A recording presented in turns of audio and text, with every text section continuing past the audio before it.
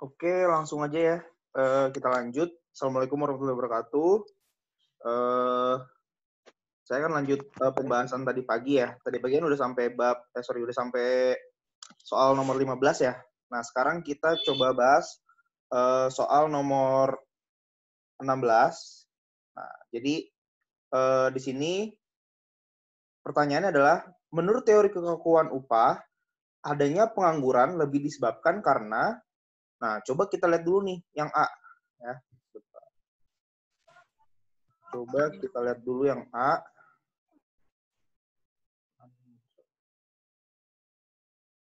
Oke. Nah,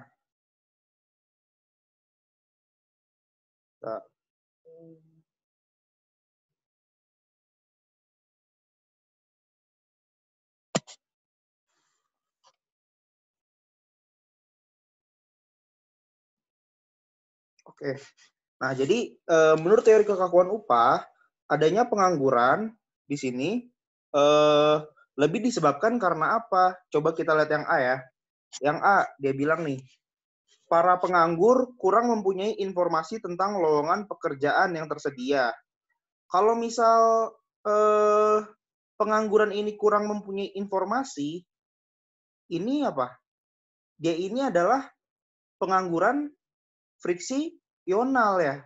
Jadi kalau dia kurang punya informasi, kemudian informasi yang diberikan itu bias, itu adalah pengangguran friksional atau pengangguran yang terjadi akibat apa? Akibat pengangguran itu butuh waktu untuk mencari pekerjaan yang sesuai kan, kalau pengangguran friksional ya. Lawannya adalah pengangguran struktural, yaitu pengangguran yang terjadi akibat apa? Akibat adanya upah yang kaku atau upah yang berada di atas titik equilibrium. Jadi kalau hubungannya sama informasi lowongan pekerjaan yang telat, kemudian ketidaktahuan lowongan pekerjaan, itu adalah pengangguran friksional. Ya.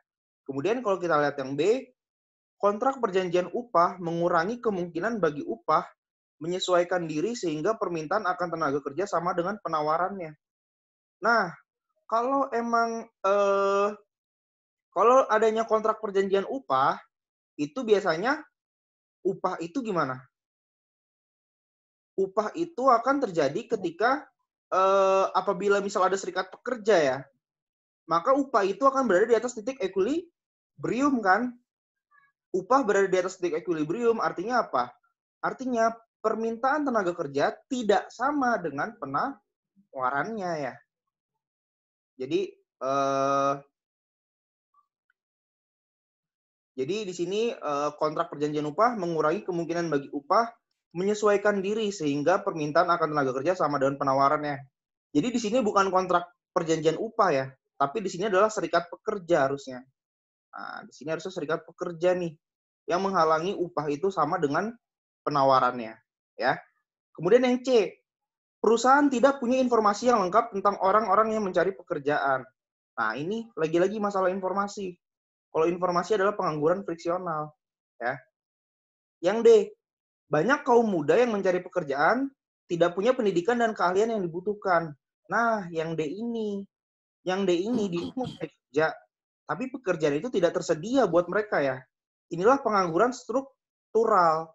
Kalau pengangguran friksional, pekerjaannya itu tersedia, tetapi si tenaga kerja ini butuh waktu untuk mencari pekerjaan yang sesuai.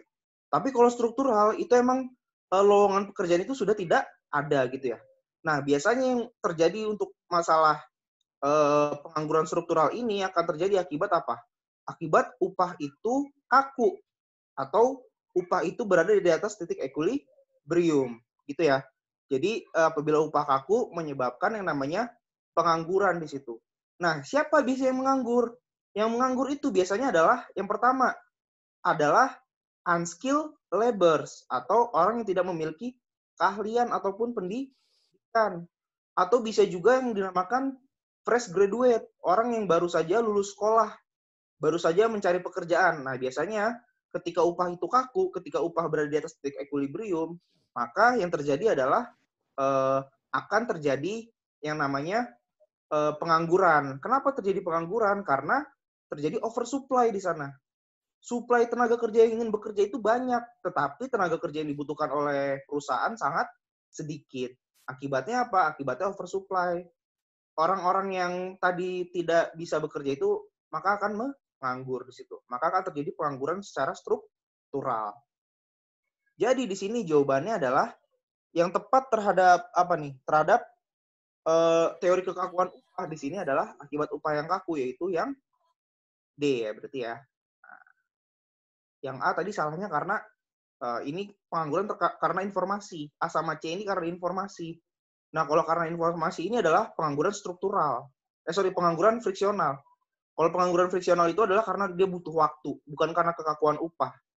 Kalau kekakuan upah baru struktural, ya, yang D, di mana tidak lagi ada pekerjaan yang tersedia di situ. Oke, itu nomor 16. Lanjut. Nah, ini nomor 17. Ini dihapus dulu ya sebentar. Nah, oke. Lanjut. Nah, nomor 17 ini ketika perekonomian dimulai dengan modal yang lebih kecil, ya. Misal perekonomian itu dimulai dengan modal yang lebih kecil daripada dalam kondisi mapan, kaidah emas, pembuat kebijakan harus menaikkan tabungan untuk mencapai kaidah emas. Hal tersebut akan menyebabkan apa? Nah, gini ya.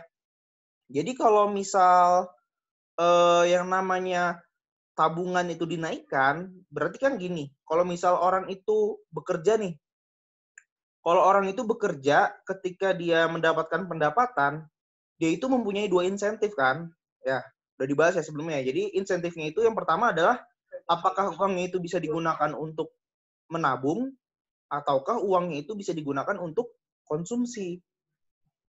Nah, apabila dia menaikkan tabungan, berarti ya udah otomatis, maka di sisi lain dia akan menurunkan konsumsinya. Jadi hal tersebut akan menyebabkan yang A ya, akan terjadi penurunan konsumsi.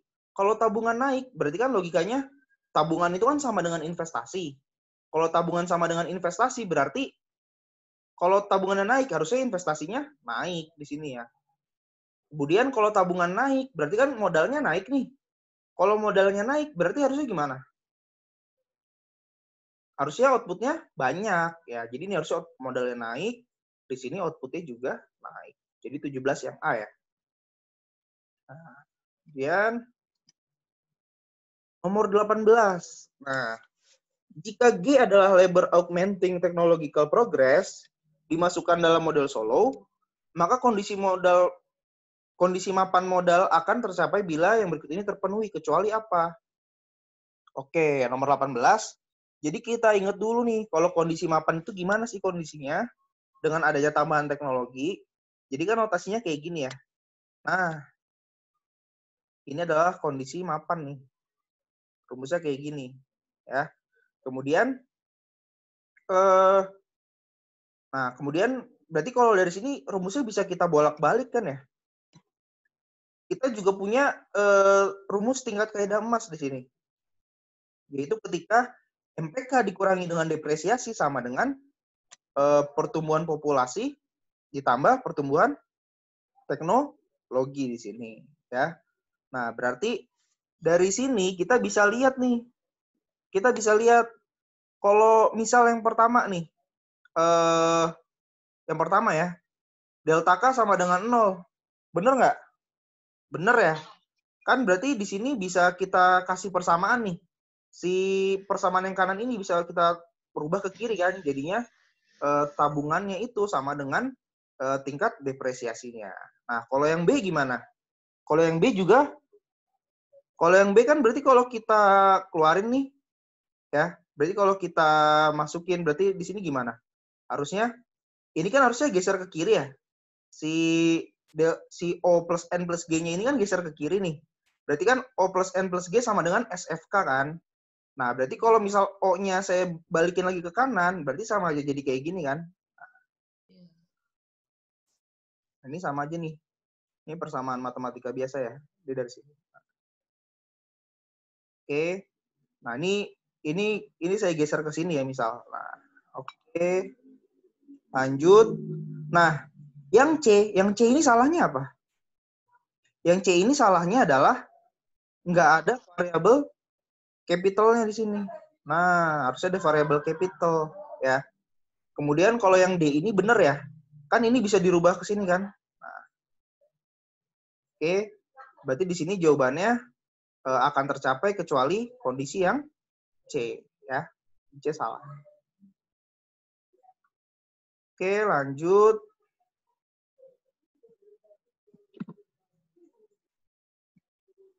Nah, ini notes saja ya. Kalau misal OK itu kan tadi untuk mengganti modal yang terdepresiasi. Kemudian NK itu apa? NK itu kan pertumbuhan ini ya, pertumbuhan populasi ya, atau penambahan tenaga kerja. Berarti dia untuk menyediakan modal untuk pekerja baru.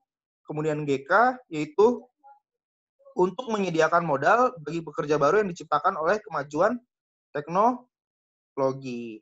Nah, jadi kalau G ini adalah pertumbuhan kemajuan teknologi di situ ya. Oke, lanjut. Nah, nomor 19 nih. Jika investasi hanya cukup untuk mengcover depresiasi, berarti apa?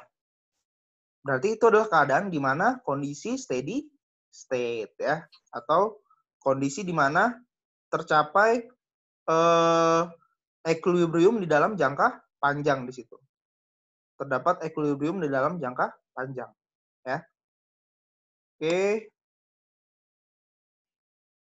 Nah, jadi sekarang nomor 20 ya. Yang bukan merupakan prediksi dari model Solow adalah, nah ini di slide yang kemarin yang tadi saya kasih itu ada ya. Jadi gini ya. Jadi si Solow ini memprediksikan beberapa model. Nih diantaranya adalah ini kita belajar mengenai pertumbuhan empiris atau pertumbuhan seimbang kan. Nah, yang pertama, Solow model steady state itu menunjukkan pertumbuhan seimbang atau banyak variabel tumbuh pada tingkat yang sama. Jadi intinya itu menurut si Solow ini banyak variabel itu tumbuh pada tingkat yang sama ya. Contohnya apa? Contohnya adalah nah ini Y per L sama K per L. Jadi Y per L ini adalah apa? Output per tenaga kerja. K per L adalah modal per tenaga kerja. Jadi menurut model Solow, output dan modal ini tumbuh pada laju yang sama ya. Jadi banyaknya modal sama dengan banyaknya output di situ. Nah, sehingga K per Y-nya harus konstan. Ini kan kalau L kita coret, berarti Y-nya bisa kita rubah nih jadi K per Y. Nah, hal ini terjadi dalam perekonomian ya. Kemudian upah real tumbuh pada tingkat yang sama dengan outputnya. Jadi semakin tinggi outputnya, maka akan semakin tinggi upah realnya. Upah real ini kan upah nominal per output yang dihasilkan oleh pekerja kan. Jadi kalau pekerja itu misal digajinya upah nominal 1 juta, kemudian outputnya 5, berarti upah realnya dia adalah 200.000 gitu. Jadi semakin banyak outputnya, upah realnya pun akan semakin bertambah gitu ya. Nah, berarti di sini kita bisa jawab nih. Jawabannya apa berarti? Berarti jawabannya kan tadi yang bukan ya. Kalau yang A kan sama kalau yang A gimana? Y per L tumbuh lebih cepat daripada K per L. Salah apa benar? Salah ya. Salah kan? Harusnya dia gimana? Harusnya dia tumbuhnya sama tadi. Ya. Harusnya tumbuhnya sama. Berarti yang A salah. Yang B, K per Y konstan. Iya tadi ya udah dikasih tahu ya. K per Y-nya konstan. Kemudian upah real tumbuh sama dengan Y per L. Itu juga benar ya. Nah, kemudian jika semua faktor sama, maka negara miskin akan tumbuh lebih cepat dari negara kaya. Nah, ini udah pernah dibahas nih di bab sebelumnya. Namanya adalah teori konvergensi. Jadi menyatakan kalau tingkat modal di negara miskin itu masih sangat besar. Sehingga banyak investor yang menuju negara miskin. Karena di sana apa? Kebutuhan modal itu sangat besar. Jadi masih sangat mungkin untuk meningkatkan investasinya. Berarti masih sangat mungkin untuk pertumbuhan ekonomi itu untuk sangat besar, masih sangat mungkin. Sedangkan di negara maju, tingkat modal itu udah dalam kondisi jenuh atau dalam kondisi penuh gitu ya. Jadi apabila investor ke sana, maka tidak ada lagi modal yang bisa ditambah. Makanya jika semua faktor sama, maka negara miskin akan tumbuh lebih cepat daripada negara kaya, atau sesuai dengan teori konvergensi. Jadi yang salah yang A ya. Yang A ini harusnya Y per L itu tumbuh sama dengan KL. Jadi tidak tumbuh lebih cepat ya, tapi pertumbuhan itu sama antara Y per L dan K per L-nya. Oke. Nah, lanjut nih nomor 21 mengenai kurva permintaan agregat. Jadi kurva permintaan agregat ini kan kita udah pernah bahas ya. Jadi kalau kurva permintaan agregat itu sebenarnya sama kayak yang namanya kurva permintaan di bab mikroekonomi dulu. Jadi sama-sama menghubungkan antara tingkat harga dan jumlah barang dan jasa yang diminta di sini. Ya. Bedanya apa? Bedanya adalah jumlah barangnya ini adalah secara keseluruhan, secara agregat di situ. Jadi nomor 21 ini adalah D, ya. Bagaimana kurva permintaan agregat itu menunjukkan hubungan antara tingkat harga dengan jumlah barang dan jasa yang diminta. Oke, nah ini ya, kurva permintaan agregat menunjukkan hubungan antara tingkat harga dan jumlah output yang diminta. Kalau yang C apa? Yang C ini adalah kurva penawaran agregat ya. Antara harga dengan jumlah barang dan jasa yang ditawarkan. Nah, lanjut nomor 22. Kenaikan upah yang tinggi karena desakan dan demonstrasi yang dilakukan serikat pekerja. Nah, ini ada Union Labor ya. Serikat pekerja. Jadi ada salah satu, kan ada 3 penyebab tuh kenapa upah itu kaku kan. Ada serikat pekerja, ada teori upah efisiensi, satu lagi adalah undang-undang upah minimum. Nah, ini serikat pekerja adalah salah satunya yang menyebabkan terjadinya shock atau guncangan. Yang menyebabkan terjadinya yang namanya apa? Yang namanya harga kaku. Nah, jadi kalau kita bicara serikat pekerja, berarti kan serikat pekerja ini mempengaruhi siapa? Mempengaruhi tenaga kerja kan? Nah, kalau kita bahas di perekonomian, tenaga kerja itu adalah faktor produksi. Berarti faktor produksi ini adalah dari sisi penawaran. Nah, makanya serikat pekerja ini, apabila dia demo, apabila dia menuntut untuk kenaikan upah, maka itu akan menyebabkan guncangan atau shock terhadap perekonomian, yaitu terhadap kurva penawaran. Karena serikat pekerja ini adalah faktor produksi. Ya. Jadi, serikat pekerja akan mengakibatkan upah kaku di sini, upah tinggi yang berada di atas equilibrium. Akibatnya apa? Akibatnya kan dia mempengaruhi faktor produksi kan, berupa tenaga kerja kan. Nah, faktor produksi adalah komponen dari kurva penawaran. Berarti di sini yang geser adalah kurva penawaran agregat. Ya. Yang B ya, dua-dua yang B. Oke, lanjut. Nah, nomor 23. Nah, nomor 23 ini, nah kita, berarti kalau nomor 23 ini kan kita bicara mengenai variabel real, variabel nominal, berarti kita harus ingat juga ada yang namanya dikotomi klasik di situ. Ada pemisahan antara variabel nominal sama variabel real, ya udah pernah dibahas ya. Jadi nomor 23, pada periode waktu di mana harga bersifat kaku, maka jadi selama harga bersifat kaku, maka dikotomi klasik itu ternyata tidak berlaku. Ya. Jadi kalau dikotomi klasik itu artinya apa? Dikotomi klasik itu adalah pemisahan antara variabel nominal dan variabel real. Tetapi ketika harga bersifat kaku, dikotomi klasik itu tidak berlaku. Makanya variabel nominal bisa mempengaruhi variabel real. Tidak ada pemisahan di situ ya. Jadi variabel nominal bisa mempengaruhi variabel-variabel real. Nah, makanya di sini akibatnya apa? Akibatnya tidak tercapai yang namanya equilibrium kan di dalam jangka pendek kan. Maka perekonomian bisa menyimpang dari equilibriumnya.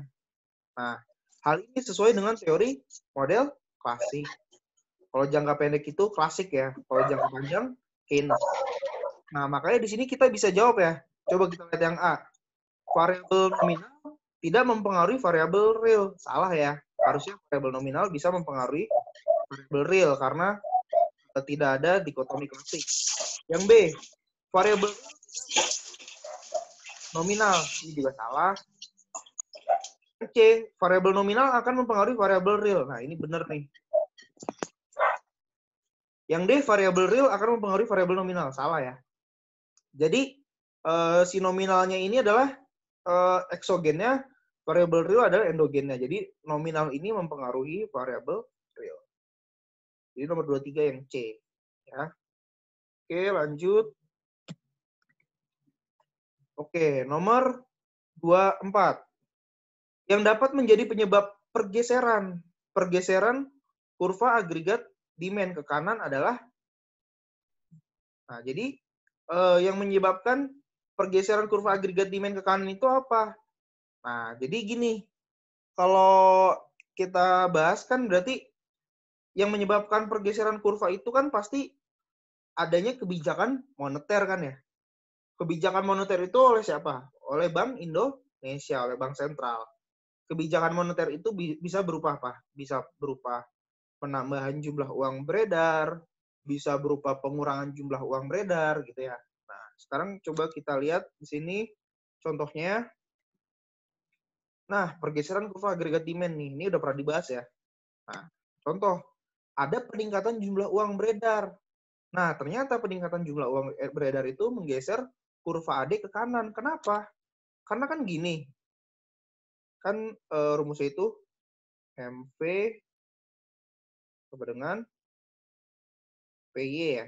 Nah, berarti semakin banyak M-nya, semakin naik M-nya, ya logikanya gimana? Berarti akan semakin tinggi output-nya di sini. Nah, oke. Berarti semakin banyak uang beredar, harusnya semakin banyak nih output-nya. Nah, makanya kita lihat di sini. Peningkatan jumlah uang beredar, dia akan menggeser kurva AD ke kanan. Gitu ya. Berarti di sini jawabannya apa tadi? Nah, berarti di sini jawabannya adalah penambahan jumlah uang yang beredar.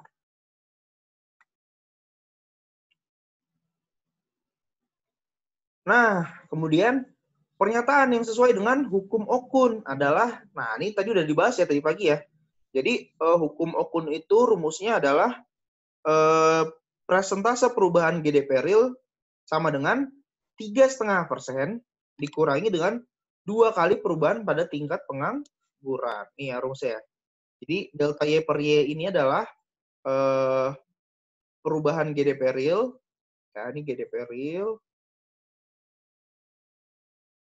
Kemudian delta U ini adalah unemployment ya atau penganggurannya. Aduh, susah banget nulisnya. Udah ini unemployment lah ya. Jadi besarnya perubahan persentase GDP real sama dengan 3,5% di sini 3,5% dikurangi dengan 2 kali perubahan unemployment. Nah, contohnya gimana? Contoh misal kan si hukum Okun ini bilang kalau adanya hukum Okun ini apa tadi pagi. Jadi dia itu bilang kalau adanya korelasi negatif antara PDB real dan tingkat pengangguran. Jadi semakin besar PDB real, semakin kecil tingkat pengangguran. Ya, semakin kecil PDB real, semakin besar tingkat pengangguran ya, sama aja ya. Jadi kalau misalnya di sini unemployment-nya saya tulis misal minus 2 nih, misal minus 2%. Berarti kan di sini berapa? Minus 2 dikali minus 2 ya? Ya nggak? Berarti kan di sini 2 dikali minus 2 kan? Minus 4 kan jadinya ya? Nah, minus 2 dikali minus 2 jadinya plus 4 kan? Jadi ketika pengangguran itu minus 2%, maka PDB real-nya sebesar 7,5% di situ. Nah, jadi ketika tingkat pengangguran rendah, PDB real-nya justru naik.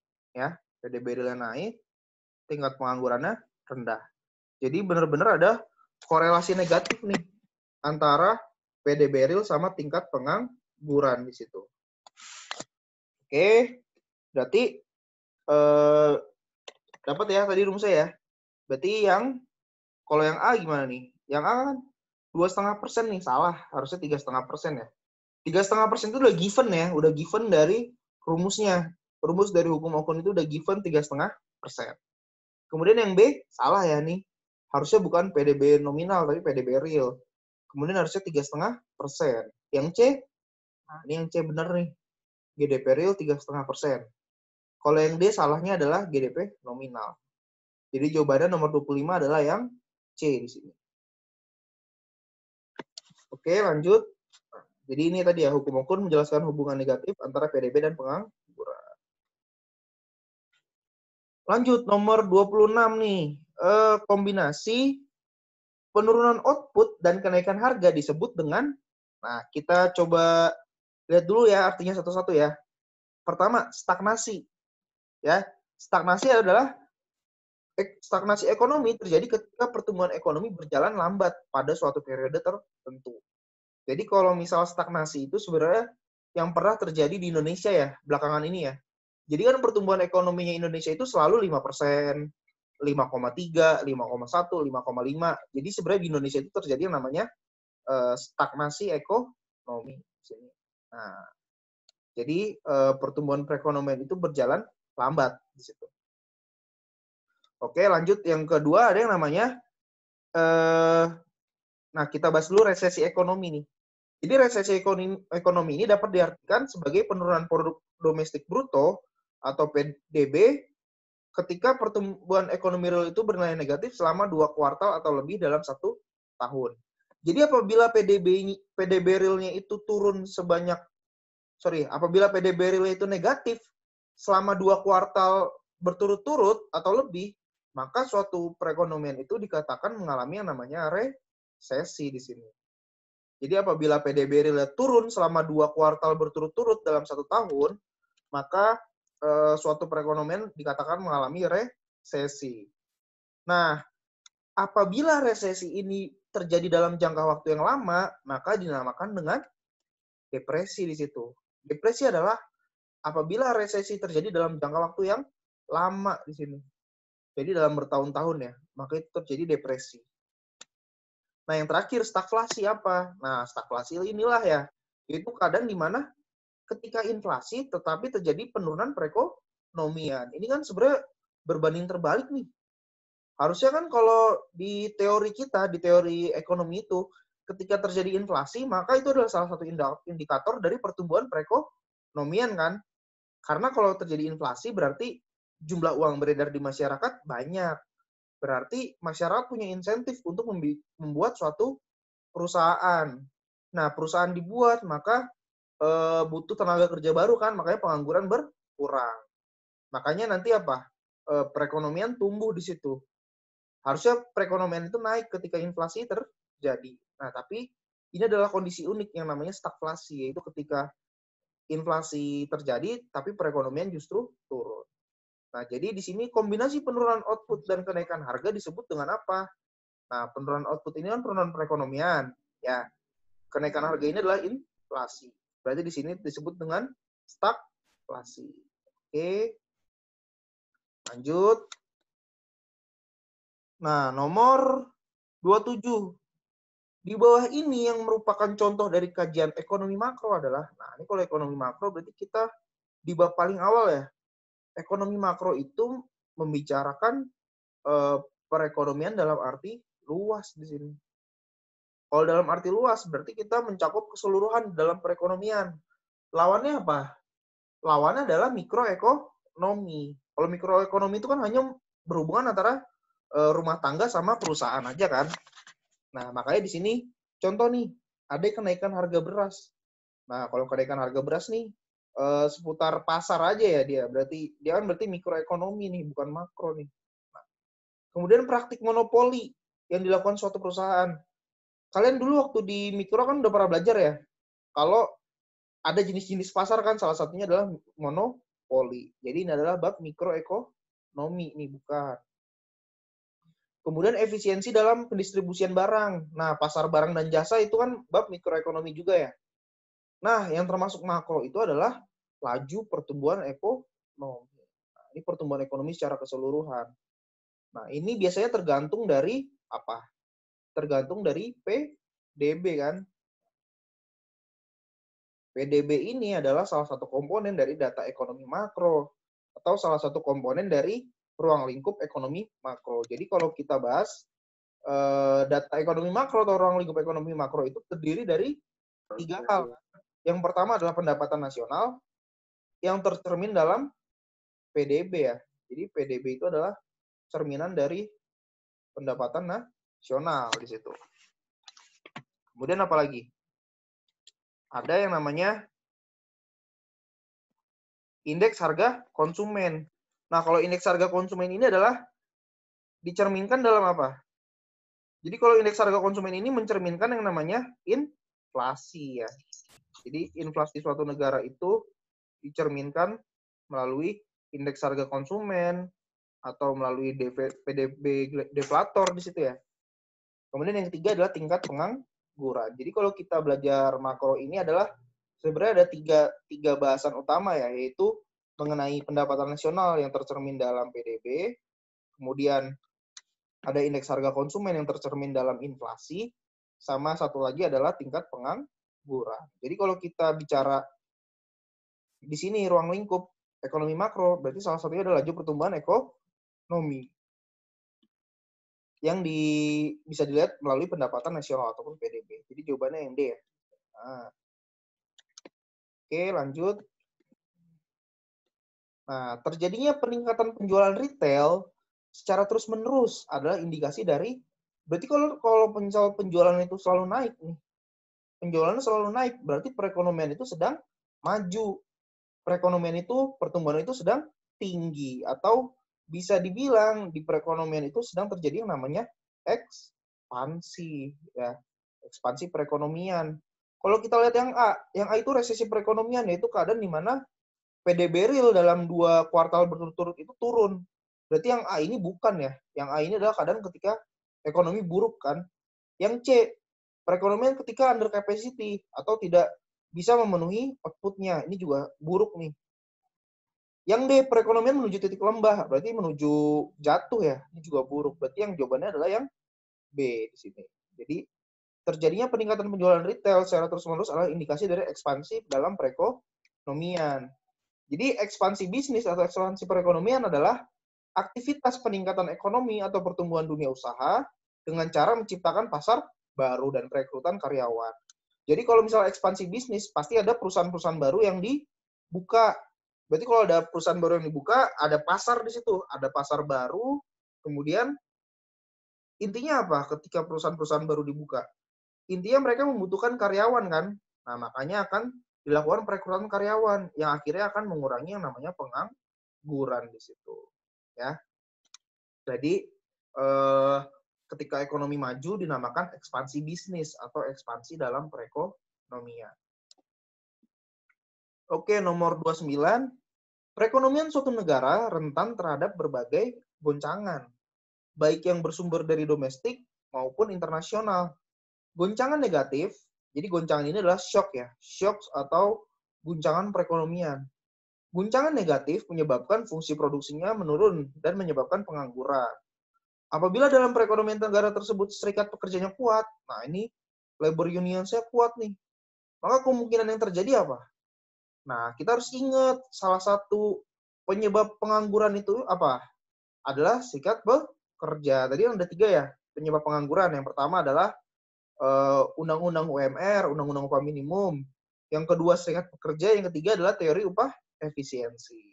Jadi di sini adalah yang memungkinkan adalah tingkat penganggurannya pasti akan meningkat dengan adanya serikat pekerja yang kuat tadi. Oke, lanjut. Nah, nomor 30. Model Solo memprediksi terjadinya konvergensi pertumbuhan ekonomi. Nah, konvergensi ini apa tadi? Konvergensi adalah suatu keadaan di mana suatu saat pertumbuhan ekonomi negara berkembang itu sama dengan pertumbuhan ekonomi negara maju. Ya. Model Solo memprediksi terjadinya konvergensi pertumbuhan ekonomi antara perekonomian negara-negara berkembang dengan perekonomian negara-negara maju. Pernyataan berikut ini yang paling tepat adalah apa? Yang A, data internasional menunjukkan bahwa konvergensi telah terjadi akibat pertumbuhan ekonomi negara-negara berkembang yang lebih tinggi daripada negara-negara maju. Ya. Yang B, terdapat bukti nyata terjadinya konvergensi menuju kondisi mapan secara bersama-sama di antara berbagai negara. Yang C, perekonomian negara-negara berkonvergensi sesuai dengan kondisi mapannya masing-masing. Yang D, tidak ada jawaban yang benar. Nah, di sini kalau kita lihat, konvergensi itu menurut model Solow itu ada ya, nyata ya dia. Jadi benar-benar terjadi. Jadi tetapi kondisi mapannya itu sesuai dari negaranya masing-masing kan. Nah, di sini kalau kita lihat yang A, data internasional menunjukkan bahwa konvergensi telah terjadi. Nah, secara real di keadaan internasional itu hari ini tidak terjadi ya. Kenapa? Karena di model Solow itu hanya mengasumsikan kalau pertumbuhan itu berdasarkan modal, teknologi, sama pertumbuhan penduduk aja. Padahal kalau di dunia internasional, di dunia nyata misal, yang namanya pertumbuhan ekonomi itu bisa juga dipengaruhi oleh tingkat bunga, oleh kondisi politik, oleh kondisi geografis gitu ya. Jadi tidak hanya berupa modal aja, berupa modal ataupun teknologi aja. Jadi yang A ini salah ya. Yang B, terdapat bukti nyata terjadinya konvergensi menuju kondisi mapan secara bersama-sama di antara berbagai negara. Nah, ini benar ya. Jadi kalau menurut Solow itu emang benar kayak gini. Jadi terjadi yang namanya konvergensi kan tadi. Nah, jadi ada yang namanya konvergensi di antara beberapa negara tersebut. Jadi jawabannya yang B ya di sini ya. Oke, lanjut. Jadi teori konvergensi menyatakan bahwa tingkat kemakmuran yang dialami oleh negara-negara maju dan negara-negara berkembang pada suatu saat akan konvergen atau akan bertemu pada suatu titik. Ya. Jadi secara bersama-sama dia akan menuju kondisi mapannya, gitu ya. Hal ini didasarkan asumsi bahwa negara-negara maju akan mengalami kondisi steady state, yaitu negara yang tingkat pendapatannya tidak dapat meningkat lagi, gitu ya. Nah, jadi kalau negara-negara maju itu kan dia titik modalnya udah jenuh tuh, tadi kayak yang dijelaskan di awal ya. Makanya dia tidak dapat meningkat lagi modalnya. Tambahan modal tidak lagi menambah investasi karena kondisi steady state.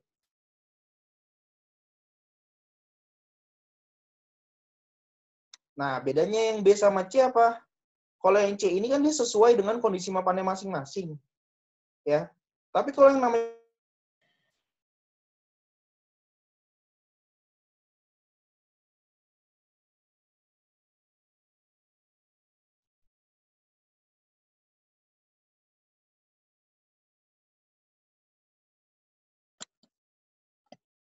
Oke, sorry ya tadi sinyalnya jelek jadi keluar sendiri. Nah, intinya kalau di sini bedanya yang B sama C apa? Kalau yang B ini dia mengatakan kalau di sini dia itu menuju kondisi mapan. Nah, yang namanya konvergensi berarti kan suatu saat dia akan sama, berarti masih menuju nih, menuju kondisi mapan. Tapi kalau yang C ini dia mengatakan sudah sesuai dengan kondisi mapannya masing-masing, padahal hal tersebut belum terjadi. Jadi jawabannya yang B ya. Jadi menyatakan kalau konvergensi itu akan menuju kondisi mapan secara bersama-sama di antara berbagai negara. Kalau yang A tadi salahnya ya. Dia menyatakan kalau data internasional di situ menunjukkan bahwa konvergensi itu telah terjadi, padahal tidak terjadi di dalam dunia nyata gitu. Oke, lanjut. Nah, sekarang kita masuk ke esai nih. Ya, kita masuk ke esai. Bobotnya lumayan besar di sini. Nah, 70%. Oke, kita bahas dulu dari nomor 1. Nomor 1, sebagai tolak ukur inflasi, indeks harga konsumen sangat penting sehingga terus-menerus dimonitor oleh para pengambil kebijakan ekonomi dan oleh bank sentral. Menurut saudara, apakah IHK benar-benar dapat menggambarkan inflasi dengan tepat? Jelaskan alasan saudara. Kemudian yang B, selain dengan IHK, sebutkan dan jelaskan cara lain untuk mengukur inflasi. Nah, gini, jadi kita lihat dulu ya pengertiannya ya. Jadi IHK ini adalah indeks yang menghitung rata-rata perubahan harga dari satu paket barang dan jasa yang dikonsumsi oleh rumah tangga dalam kurun waktu tertentu. Nah, yang harus digarisbawahi adalah kalau barang-barang yang digunakan untuk menghitung indeks harga konsumen ini hanyalah barang yang dikonsumsi oleh rumah tangga nih, bukan barang secara keseluruhan seperti PDB deflator ya. Nah, kemudian IHK merupakan indikator yang digunakan untuk mengukur tingkat inflasi. Jadi IHK ini adalah salah satu indikator untuk menghitung tingkat inflasi ya, benar ya. Jadi perubahan IHK dari waktu ke waktu menggambarkan tingkat kenaikan inflasi atau tingkat penurunan deflasi dari barang dan jasa. Nah, biasanya indeks harga konsumen ini dipublikasikan oleh Badan Pusat Statistik ya. Jadi IHK ini akan dipublikasikan oleh Badan Pusat Statistik. Kemudian, jadi IHK ini adalah salah satu indikator dalam menentukan tingkat inflasi. Namun, nah di sini ya, namun tidak dapat menggambarkan inflasi suatu negara dengan tepat. Karena apa? Karena tadi ya, hanya mengukur harga dan barang dan jasa yang dikonsumsi oleh rumah tangga nih. Ini kelemahan indeks harga konsumen ya. Dia hanya mengukur barang dan jasa yang dikonsumsi oleh rumah tangga. Tapi kalau barang investasi, barang belanja pemerintah, itu tidak diukur oleh si IHK ini. Nah, jadi jawabannya ini ya. Jadi sebenarnya si IHK ini dia belum dapat menggambarkan inflasi dengan tepat ya, karena dia itu hanya mengukur barang dan jasa yang dikonsumsi oleh rumah tangga gitu ya. Nah, yang B selain dengan IHK, sebutkan dan jelaskan cara lain untuk mengukur inflasi. Nah, yang B ini, cara lain dapat menggunakan PDB deflator kan. PDB deflator adalah rasio PDB nominal terhadap PDB real yang merupakan indikator inflasi. Nah, jadi selain dengan indeks harga konsumen, kita bisa mengukur inflasi menggunakan PDB deflator nih. Jadi PDB deflator ini rumusnya adalah rasio antara PDB nominal dibagi dengan PDB real di situ, ya. Jadi kalau PDB deflator ini salah satu keuntungannya adalah kelebihannya dia mengukur semua output yang diproduksi di suatu negara. Jadi dia itu menggunakan konsumsi, kemudian investasi, kemudian belanja pemerintah, dan yang terakhir adalah NX di situ ya. Tapi kalau kelemahannya si IHK, dia hanya mengukur konsumsinya aja gitu ya. Oke, itu nomor 1 ya.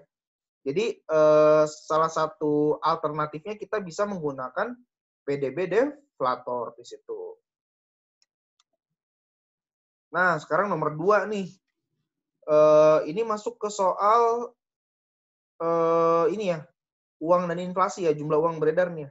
Jadi kita akan menghitung PDB nominal sama velositasnya di sini. Ini masuk ke dalam teori kuantitas uang. Nah, jadi soalnya adalah di negara Antonia diketahui bahwa jumlah uang beredar atau disimbolkan dengan M adalah $1000. 10.000 dolar. Sedangkan di negara Antonia tersebut diproduksi 3 jenis barang nih. Nah, barang-barang inilah yang nanti menjadi komponen dari PDB ya. Komponen konsumsi PDB nih, 3 jenis barang ini. Yang pertama, 10 unit mobil dengan harga $2.000 per unit. Kemudian 1.000 roti dengan harga $10 per buah roti ya. Kemudian 50 potong pakaian dengan harga $80 per potong. Nah, tiga-tiganya ini adalah nilai barang akhir kan. Ya, ini udah barang jadi semua nih, tiga-tiganya. Berarti tiga-tiganya ini bisa dimasukkan ke komponen GDP. Tapi kalau misal contoh yang D, misal ada contoh D. D itu dia berisi gandum misal. Gandum dengan harga $5, 100 gandum harga $5. Nah, itu tidak bisa kita masukkan ke komponen GDP karena gandum itu adalah barang setengah jadi. Tadi ya ingat ya soal nomor 1 ya. Barang setengah jadi itu dikecualikan. Kemudian barang bekas itu dikecualikan dalam penghitungan GDP. Nah, sekarang ditanya berapa GDP nominal dari negara Antonia? Berarti kan di sini kita bisa hitung ya. Nah, ini diketahui dulu. Tadi M-nya itu 10.000. Kemudian kuantitasnya yang pertama adalah 10. Kemudian harganya 2.000. Tadi harga unit mobilnya. Kemudian rotinya itu ada 1.000. Harganya 10. Kuantitas pakaian 50. Dan harganya adalah $80 per potong. Nah, berarti PDB nominal tinggal kita kali aja ya semua ya. Kita kali sama kita tambah. Berarti kita tambah nih harga mobil, harga roti, sama harga pakaian. Dikali dengan kuantitasnya masing-masing. Nah, di sini PDB nominal dapat nih sebesar berapa? PDB nominalnya sebesar 34.000 ternyata. Nah, dapat 34.000 ya. Berarti kita tahu nih PDB nominal 34.000. Nah, ingat PDB nominal itu adalah P dikali Y kan ya? Nah, makanya kalau kita yang B ini mau ditanya berapa kecepatan perputaran uang atau velositasnya, berarti kita masuk ke rumus apa? Kita masuk ke rumus MV sama dengan PY di sini. Nah, P-nya udah dapat kan? P-nya kan 34.000 nih. P-nya 34.000. M-nya udah tahu nih 10.000. Berarti gampang ya, kita tinggal cari V-nya kan. Berarti V-nya sebesar berapa? V-nya sebesar 34.000 dibagi dengan 10.000 atau 3,4. Jadi banyaknya perputaran uang di negara Antonio itu ada 3,4 kali dalam 1 tahun misalnya gitu ya. Jadi tingkat perputaran uangnya ada 3 kali, 3,4 kali. Nah, itulah untuk menghitung velositasnya ya. Jadi menghitung velositas dari uang di negara tersebut. Oke, lanjut. Kita lanjut nomor 3. Nah, di sini. Nah, ini cukup rumit ya sebenarnya kalau kita belum tahu komponen-komponennya ya. Jadi, sebenarnya pertanyaannya simple, yaitu untuk kita disuruh cari berapa PDB-nya sama berapa PNB-nya. Nah, masalahnya di sini adalah kita harus mengetahui nih komponen dari masing-masing baik itu PDB, PNB, PNN, PI. Nah, sekarang kita bahas gini. Jadi di sini awalnya kan kita awalnya itu namanya apa? Ada PDB kan ya? Yaitu pendapatan total yang diterima oleh faktor-faktor produksi yang terdapat di dalam negeri tanpa memperhatikan kebangsaannya. Tadi udah dibahas ya di pilihan ganda ya. Jadi walaupun dia perusahaan Amerika, selama dia produksi itu di Indonesia, maka itu termasuk ke dalam komponen GDP. Gitu ya. Lanjut. Nah, ada juga produk nasional bruto. Yaitu pendapatan total yang diterima oleh faktor-faktor produksi suatu bangsa tanpa memperhatikan di mana lokasinya. Jadi dia nggak lihat lokasinya nih. Jadi walaupun dia produksi di Amerika Serikat selama itu perusahaan Indonesia, berarti itu adalah produk nasional bruto ya. Jadi itu ada termasuk PNB-nya di situ. Nah, oke. Nah, sekarang coba kita ini dulu ya rumusnya ya. Jadi kan kita awalnya dari produk domestik bruto ya. Dia kan Y sama dengan C plus I plus G plus NX nih. Nah, ini produk domestik brutonya. Kalau kita mau cari produk nasional bruto, berarti tinggal PDB. PDB itu kan yang ada di dalam negeri kan ya. Berarti kan harus kita kurangin dulu nih sama produk WNA yang ada di dalam negeri kan. Kemudian kita tambah dengan produk Indonesia yang ada di luar negeri gitu ya. Jadi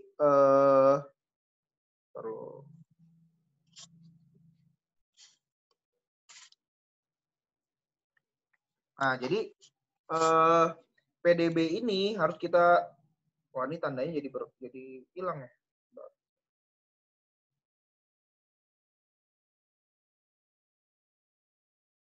Nah, taruh.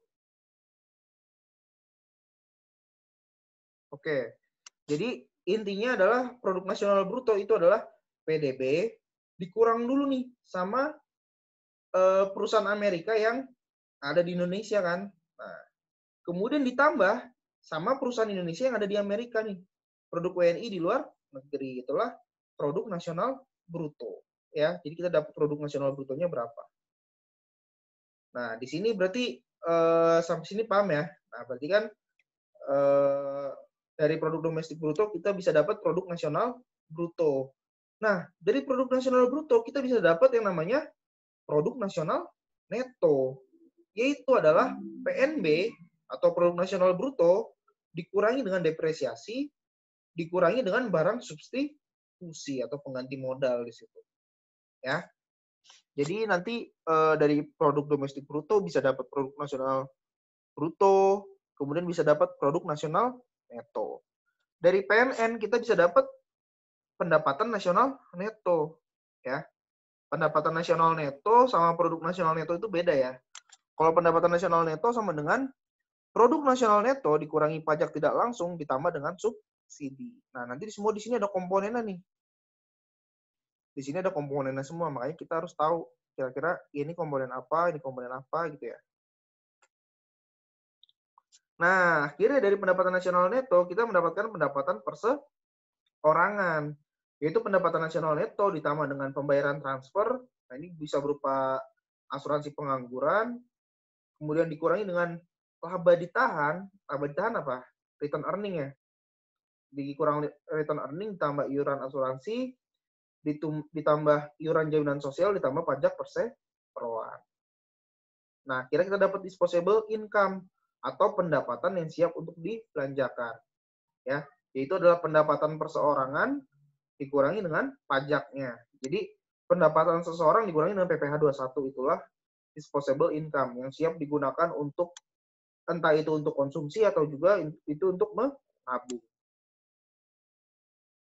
Oke. Nah, tadi kan ditanya ya, berapa PDB-nya kan? Ya nggak? Tadi ditanya berapa PDB-nya ya? Tapi sebelum masuk ke situ, coba kita lihat dulu satu-satu ya.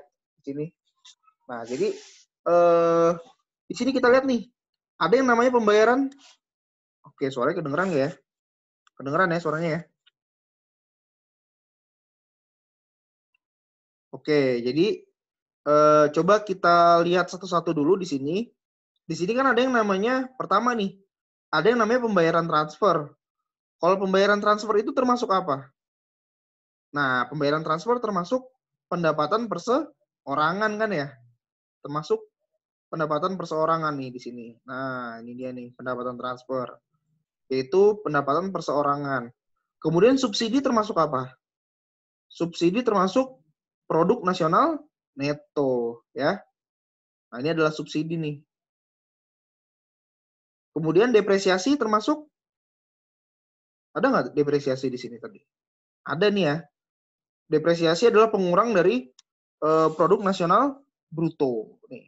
Nah, berarti depresiasi juga udah, nih udah.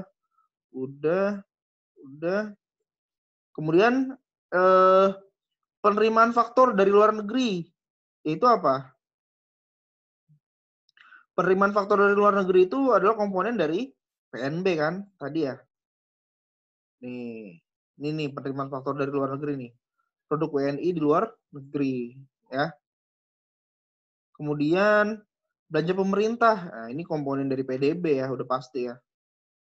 Kemudian impor juga komponen dari PDB. Kemudian pembayaran faktor kepada luar negeri. Nah, ini komponen PNB nih.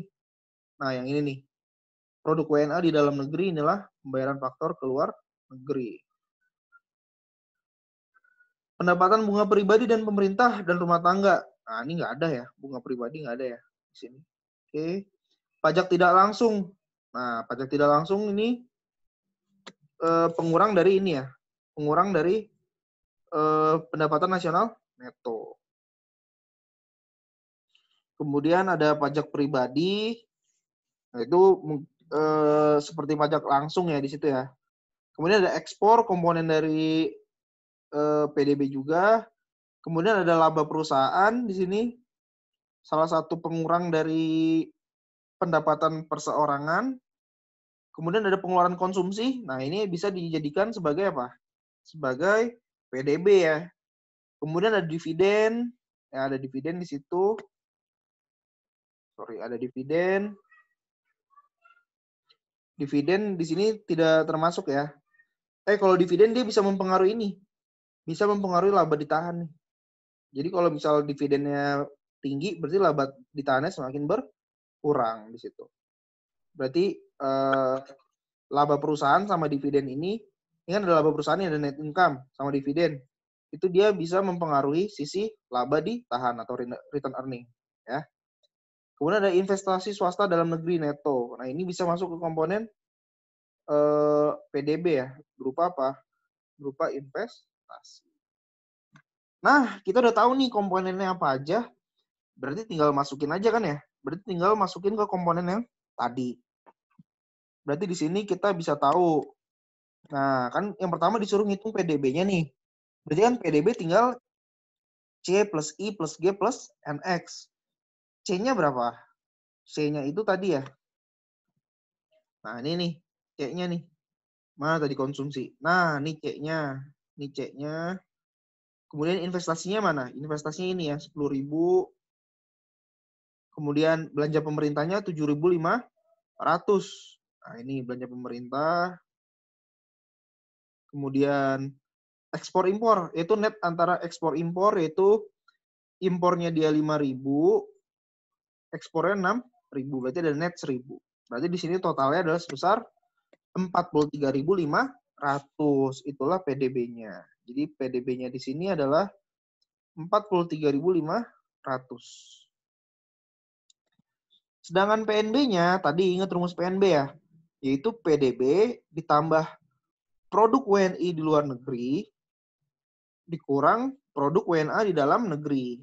Oke? PDB-nya tinggal kita turunin aja nih berarti. Ya. Kita turunin berarti 43.500 ditambah produk WNI di luar negeri berapa? Yaitu berarti produk WNI di luar negeri ini adalah penerimaan pendapatan faktor dari luar negeri ya, sebesar 400. Produk WNA di dalam negeri berarti pembayaran faktor kepada luar negeri, yaitu sebesar 500. Jadi 43.500 tambah 400 dikurangi dengan 500. Atau sama dengan 43.400 di sini. Inilah PNB-nya ya. Ini PNB-nya, ini PDB-nya. Ternyata lebih besar PDB-nya di sini ketimbang PNB-nya. Oke. Nah, lanjut ya. Oke, lanjut. Nah, nomor 4 nih. Sekarang kita ngomongin yang namanya kebijakan pemerintah. Yang namanya kebijakan pemerintah itu bisa dari kebijakan pemerintah langsung ataupun bisa melalui kebijakan bank sentral. Kalau kebijakan itu melalui pemerintah dinamakan kebijakan fiskal. Nah, biasanya kalau kebijakan fiskal ini berhubungannya sama apa? Berhubungannya sama belanja pemerintah ataupun pajak. Tapi kalau kebijakan moneter ini biasanya berhubungannya sama jumlah uang beredar, sama obligasi di situ, ya. Jadi berhubungan dengan uang biasanya. Nah, contoh yang A nih ada pertanyaan. Pemerintah berperan penting dalam perekonomian, antara lain melalui kebijakan belanja. Kalau kebijakan belanja apa? Kebijakan belanja berarti government spending, ya, atau G. Sebutkan dan jelaskan bagaimana upaya yang dilakukan pemerintah untuk membiayai belanja negara. Nah, kita ditanya nih, bagaimana cara pemerintah melakukan finance terhadap belanja negara? Financing-nya gimana nih terhadap government spending-nya? Yang B, jelaskan instrumen-instrumen kebijakan moneter. Nah, ini instrumen kebijakan moneter udah pernah dibahas ya di bab jumlah uang beredar tuh. Ada 4 kebijakan moneter kan di situ. Dan apa yang akan dilakukan Bank Sentral untuk meningkatkan jumlah beredar? Jadi, Bank Sentral akan seperti apa nih untuk meningkatkan jumlah uang beredar? Oke, kita bahas dulu dari yang pertama ya. Bagaimana upaya pemerintah yang dilakukan untuk membiayai belanja negara, ya kan? Nah, yang satu, bisa melalui meningkatkan penerimaan negara di situ. Jadi kan kita menganut yang namanya APBN kan. APBN ini kan anggaran penerimaan dan belanja negara kan. Jadi kalau misal kita mau membiayai belanja negara, membiayai sisi kirinya, berarti sisi kanan harus kita tingkatkan kan, seperti itu. Jadi kalau kita mau meningkatkan belanja negara, maka kita juga harus meningkatkan yang namanya penerimaan negara. Nah, penerimaan negara ini melalui apa? Bisa melalui pajak, ya. Bisa melalui pajak penghasilan, pajak konsumsi, PPN, kemudian PPNBM, ada PPh 23 di situ, pajak korporasi, pajak BUMN. Nah, kemudian apalagi? Bisa juga melalui PNBP atau pendapatan negara bukan pajak. Jadi kalau misal ketika kalian testan, kalau kalian testan kan kalian bayar tuh ya dulu ya, 150.000 lah, 200.000. Nah, uangnya itu menjadi komponen PNBP atau pendapatan negara bukan pajak. Jadi uang hasil rekrutmen itu menjadi PNBP. Nah, itu ya contohnya ya. Untuk meningkatkan penerimaan negara bisa melalui pajak, bisa melalui PNBP. Kemudian yang kedua, bisa dengan melakukan pembiayaan secara langsung. Melalui apa? Melalui yang pertama, penerbitan obligasi. Atau kalau sekarang itu yang lagi tren itu adalah safe bond retail. Ada SBR kan di situ ya. Nah, intinya adalah pemerintah melakukan pembiayaan itu melalui hutang biasanya. Ya, biasanya melalui hutang. Jadi melakukan pembiayaan melalui hutang, bisa melalui penerbitan obligasi atau SBR, kemudian bisa melakukan penerbitan SUN atau surat utang negara ya, SUN ya, SUN, surat utang negara. Kemudian bisa juga dengan penerbitan surat berharga negara atau SBN. Nah, ini sebenarnya intinya sama aja ya dengan hutang, tapi namanya aja yang beda-beda. Kemudian yang D bisa dengan penyertaan modal negara. Bisa melalui apa? Bisa melalui BUMN nih. Ketika BUMN menjual sahamnya kepada masyarakat, jadi masyarakat bisa beli sahamnya BUMN, maka di situ sebenarnya pemerintah sedang melakukan pengumpulan dana tuh. Berupa apa? Berupa penjualan saham terhadap masyarakat. Jadi masyarakat bisa berpartisipasi dalam rangka penyertaan modal negara di situ atau PMN. Atau bisa juga pemerintah melakukan penjualan aset negara nih. Nah, ini contoh nih pernah nih dulu nih ya. Indosat kan dijual kan. Nah, Indosat dijual untuk pembiayaan suatu negara misalnya gitu. Jadi ada penjualan aset negara.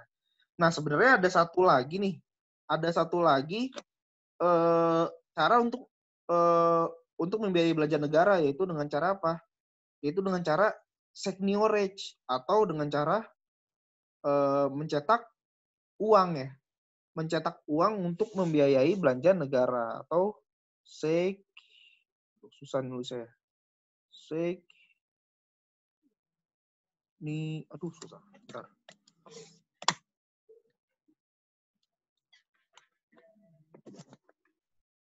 Nah, ini seigniorage ya.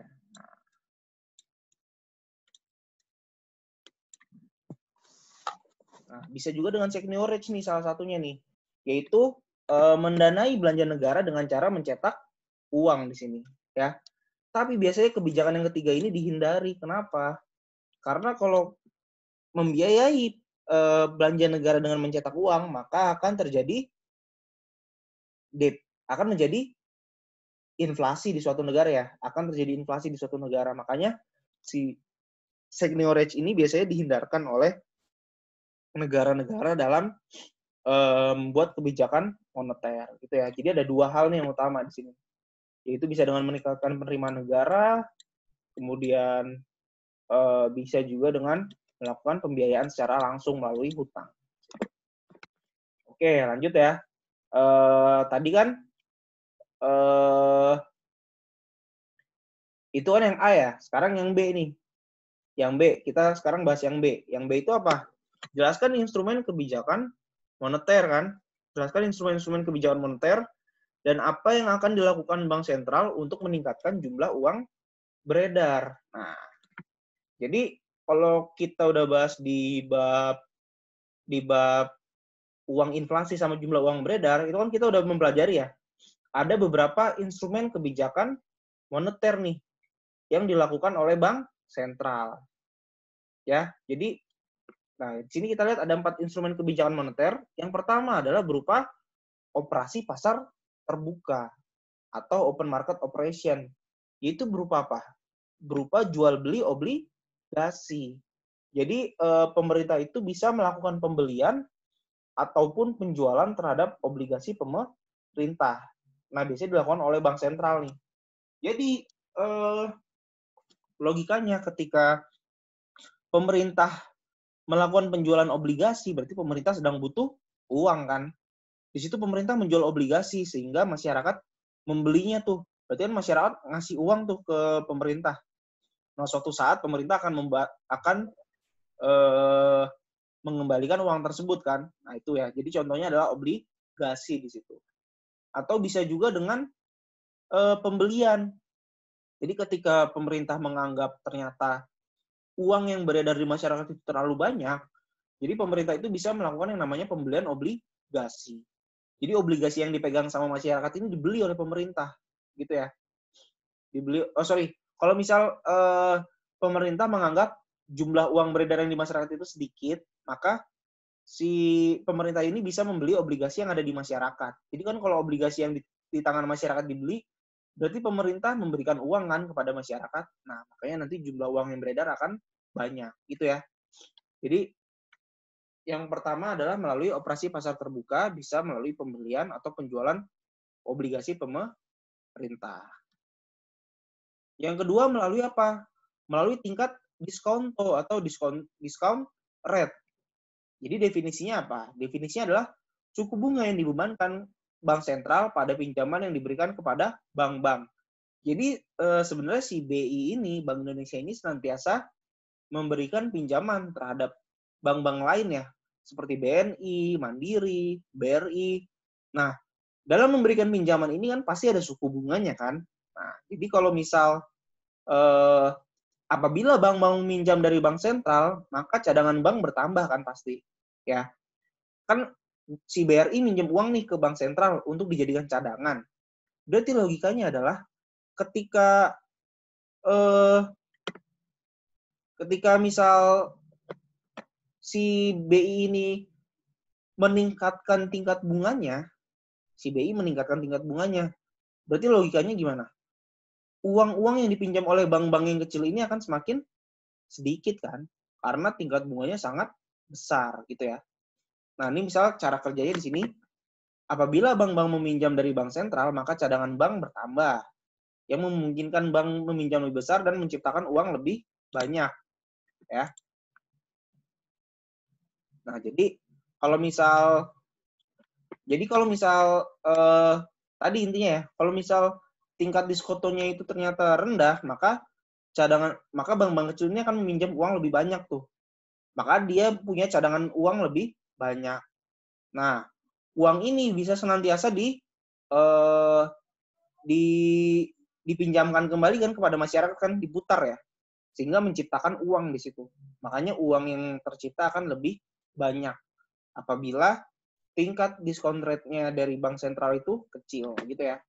Oke, lanjut.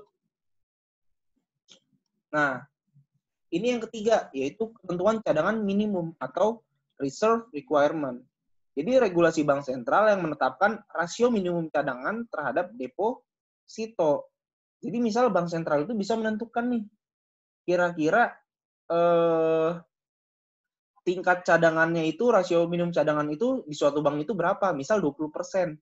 Berarti kalau ada uang 100 juta, yang 20 juta itu boleh dijadikan cadangan oleh bank-bank kecil, 80 jutanya itu boleh diputar lagi kepada masyarakat dalam bentuk pinjaman gitu ya. Jadi tergantung dari ketentuan cadangan minimumnya. Kalau ketentuan cadangan minimumnya kecil, berarti jumlah uang yang beredar akan semakin banyak. Tapi kalau ketentuan cadangan minimumnya besar, berarti uang yang beredar di masyarakat akan semakin kecil. Nah, jika bank sentral menurunkan ketentuan cadangan wajib minimum, maka bank-bank bisa memberikan lebih banyak pinjaman dan menciptakan lebih banyak uang. Nah, ini ya.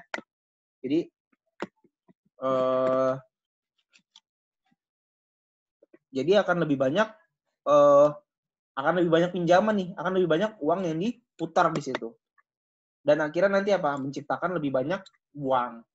Jadi tadi ya, karena cadangannya itu sedikit, maka uang-uangnya itu diputar ke masyarakat nih dalam bentuk pinjaman, dan akhirnya menciptakan lebih banyak uang di situ. Nah, yang terakhir yang keempat adalah bunga cadangan atau interest on reserve. Jadi maksudnya apa?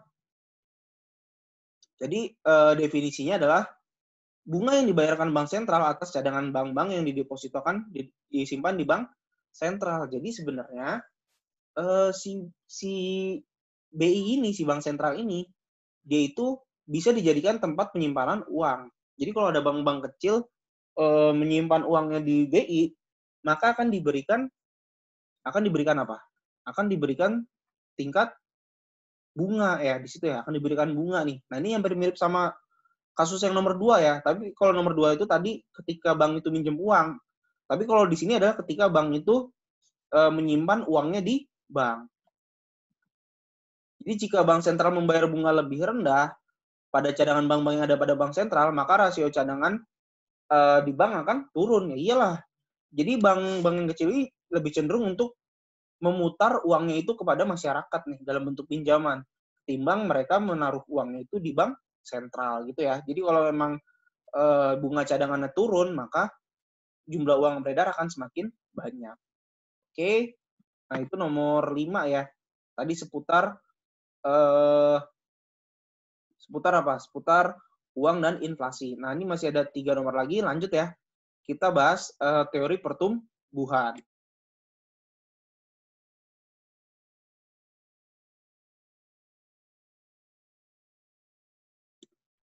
Oke, lanjut.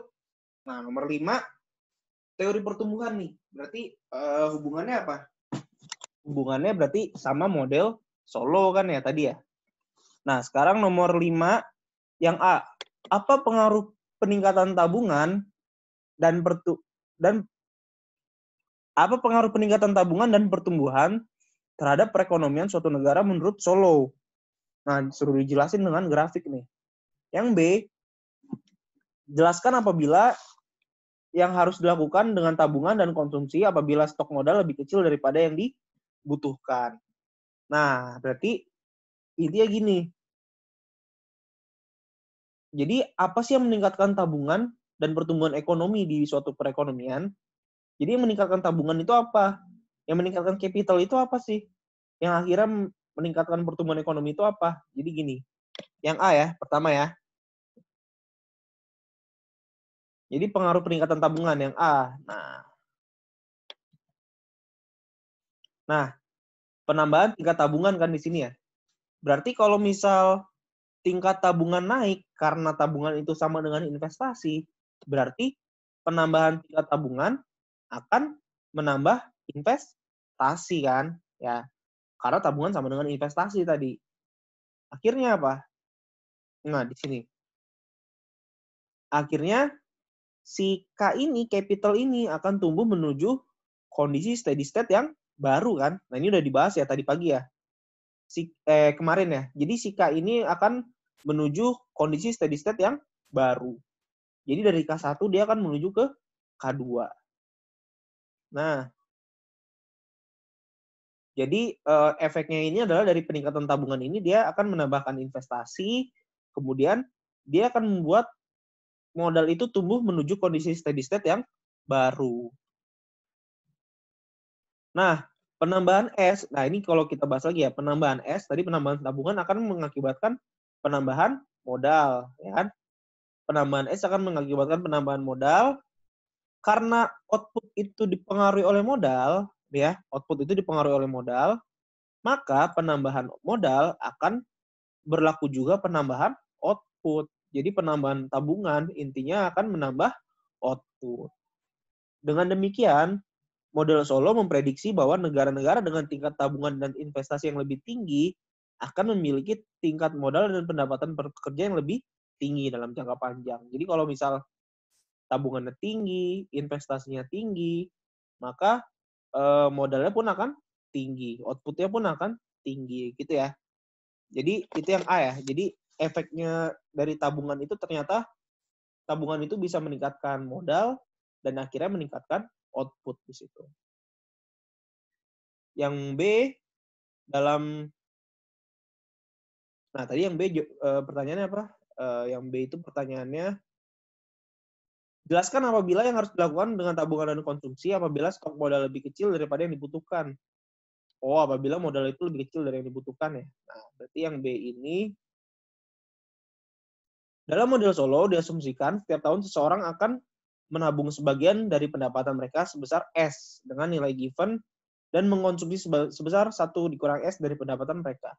Nah, jadi intinya di model Solow ini kan orang itu pasti ketika dia mendapatkan pendapatan tadi ya, dia mempunyai insentif setengah untuk konsumsi, setengah untuk menabung kan. Nah, di sini ditanya nih, kalau misal modalnya lebih kecil gimana? Apa yang harus dilakukan kan ya? Nah, jadi nah, kita lihat dulu fungsi konsumsi kan. C sama dengan 1 dikurang S dikali Y kan ya. Yaitu banyaknya persentase dari tabungan dikali dengan pendapatan. Jadi banyaknya presentasi yang telah dikurangi oleh tabungan dikali dengan pendapatan, itulah konsumsinya. Nah, terus kita tahu nih, kalau Y sama dengan C plus I kan, ya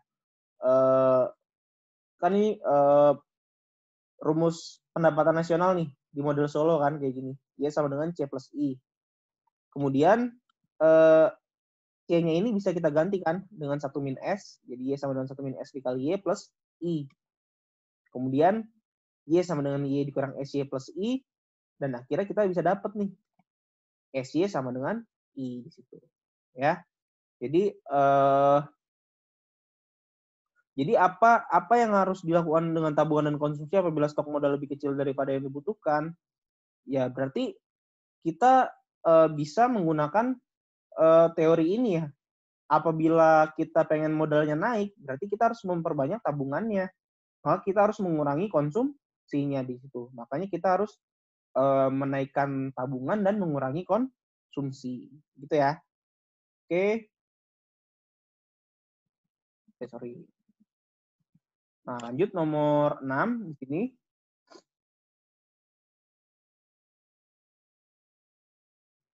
Oke, nomor 6.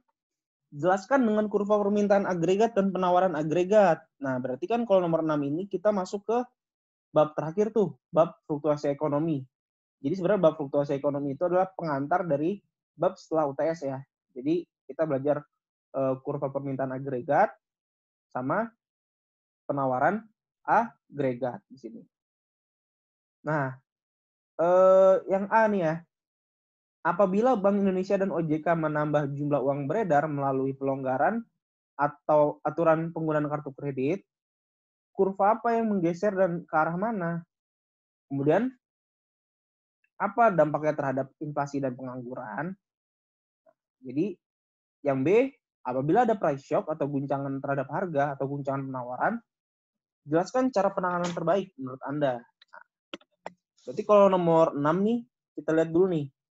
Kalau misal ada penambahan jumlah uang yang beredar ya, dampaknya terhadap inflasi dan pengangguran apa? Oke, jadi kita lihat dulu nih. Kalau misal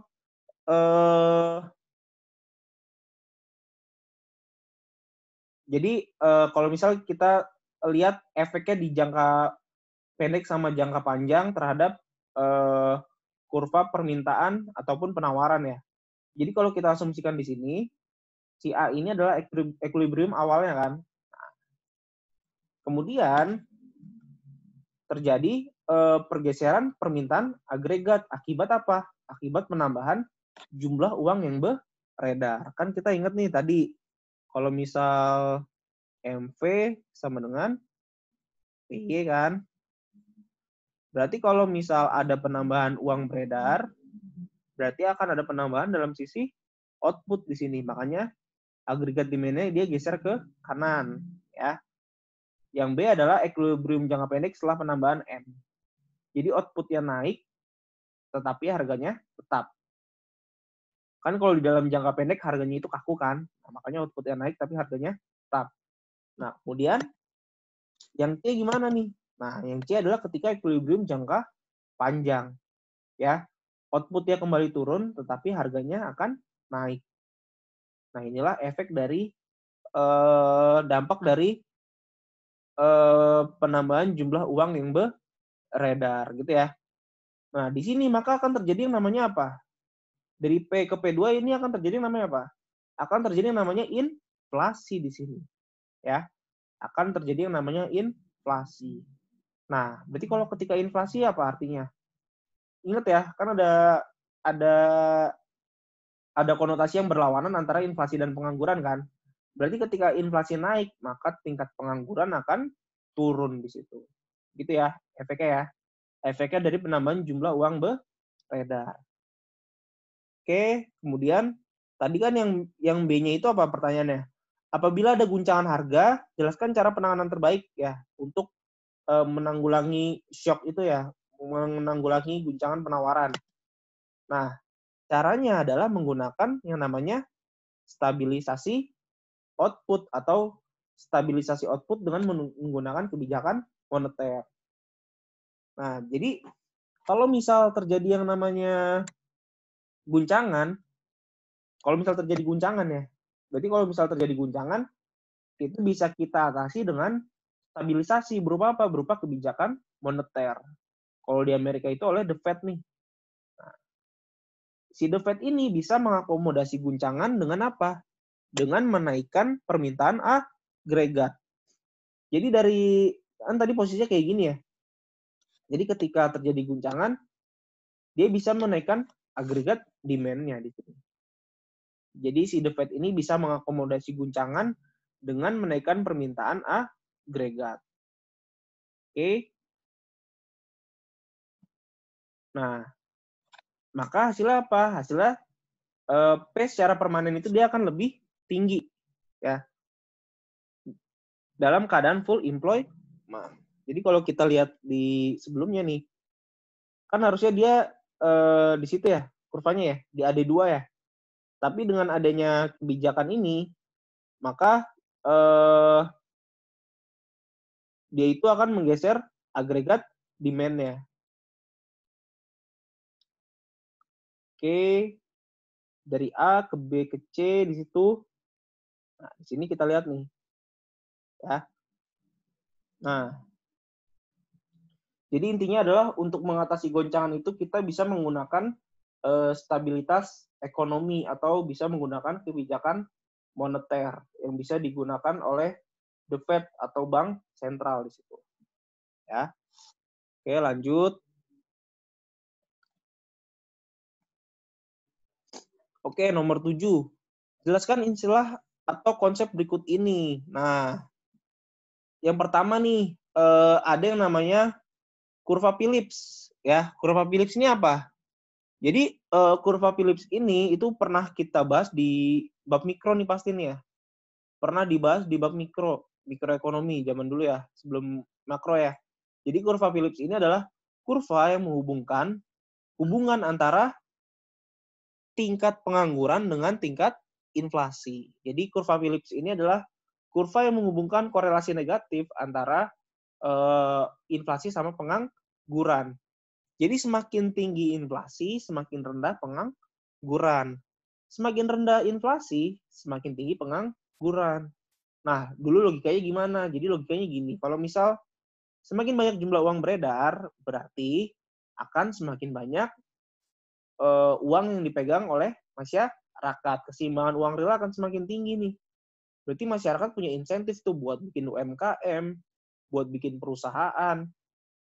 Nah, ketika masyarakat membuat suatu perusahaan, maka efeknya apa? Efeknya adalah perusahaan itu pasti membutuhkan tenaga kerja kan di situ. Nah, ketika membutuhkan tenaga kerja, maka akan banyak pengangguran yang bekerja, maka tingkat pengangguran akan turun di situ. Gitu ya. Nah, ini ya, kurva Phillips adalah kurva yang menunjukkan hubungan negatif antara tingkat pengangguran dengan tingkat inflasi di sebuah negara. Jadi, dia hubungannya itu negatif, korelasinya negatif di sini. Ya. Oke, kemudian, nah ini nomor 7 ini sebenarnya pengertian-pengertian aja ya. Kalau yang B gimana? Yang B itu kan upah efisiensi kan?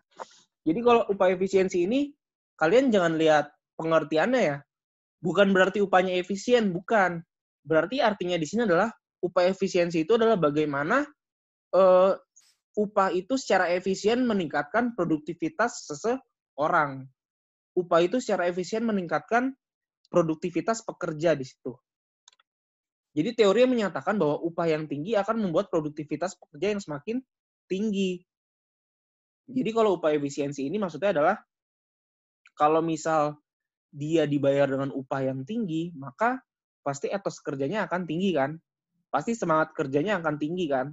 Nah, kalau dia semangat kerjanya tinggi, berarti nanti output yang dihasilkan per jam itu akan banyak, seperti itu. Kemudian dia tidak akan sakit-sakitan karena makanannya terjamin, kemudian kesehatannya terjamin di situ. Jadi eh, teori upah efisiensi ini adalah menyatakan kalau pekerja itu harus dibayar dengan harga yang mahal. Nah, tapi di sini teori upah efisiensi ini adalah salah satu penyebab terjadinya pengangguran karena upah efisiensi berarti dengan adanya upah efisiensi berarti pekerja itu dibayar di atas upah equilibrium kan? Ya, berarti di atas upah equilibrium dibayarnya nih. Berarti kalau dia dibayar di atas upah equilibrium, akibatnya apa? Akibatnya perusahaan itu menjadi over budget kan? Nah, makanya harus ada yang dikorbankan nih sama perusahaan. Siapa yang biasanya dikorbankan oleh perusahaan? Yaitu adalah unskilled laborers atau orang yang tidak mempunyai keterampilan lebih ahli. Kemudian ada juga fresh graduate. Jadi fresh graduate sama unskilled labor ini akan menjadi pengangguran akibat adanya upah efisiensi tersebut. Kemudian yang terakhir adalah pengangguran struktural. Nah, jadi kalau pengangguran struktural ini adalah pengangguran yang terjadi akibat adanya upah yang kaku dan rasio pekerjaan. Jadi kalau pengangguran struktural ini benar-benar nggak ada lagi nih pekerjaan yang tersedia. Beda sama friksional ya. Kalau friksional kan dia terjadi kenapa? Karena adanya waktu yang dibutuhkan oleh tenaga kerja untuk mencari pekerjaan kan di situ. Oke. Jadi yang kayak ini adalah pengangguran yang disebabkan oleh upah real yang kaku dan rasio penjatahan terhadap pekerjaan. Tadi ya, karena misal dianya itu over budget, maka dia harus melakukan rasio penjatahan pekerjaan tuh. Kira-kira siapa yang pekerja yang akan digunakan, siapa pekerja yang akan di PHK gitu ya. Jadi kira-kira dia itu akan kayak misal pekerja-pekerja yang tergabung di serikat pekerja, maka dia akan masih dipekerjakan, sedangkan pekerja-pekerja yang tidak masuk ke dalam serikat pekerja seperti unskilled labor sama fresh graduate itu dia akan dilakukan PHK gitu ya. Jadi terjadilah yang namanya pengangguran struktural atau pengangguran yang disebabkan oleh upah real yang kaku dan rasio penjatahan terhadap pekerjaan. Oke. Oke, udah selesai nih bahas soalnya. Gimana kira-kira ada pertanyaan nggak mengenai soal ini atau bab-bab sebelumnya? Masih ada waktu 15 menit.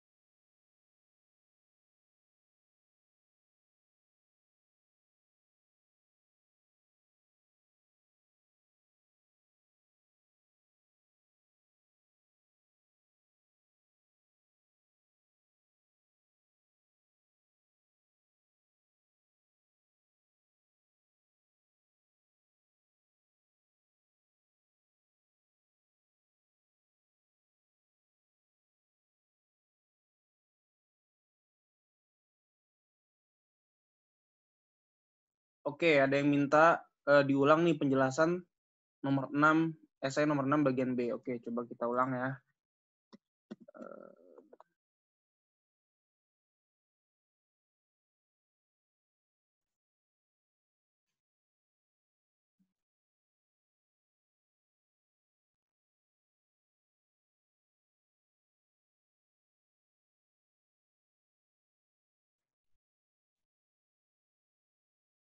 Coba saya buka babnya aja ya, bab stabilisasi ya. Sebentar.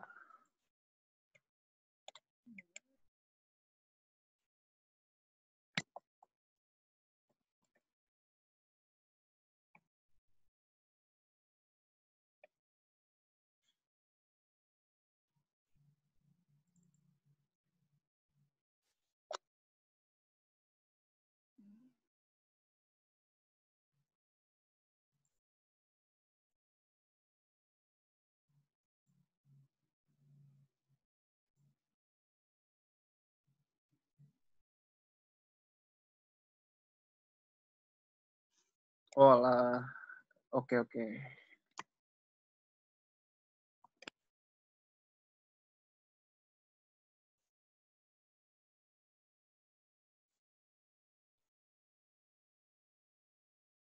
Oke, jadi di 6B tadi itu penjelasannya ada yang kurang ya, kurang satu grafik ya, sorry ya.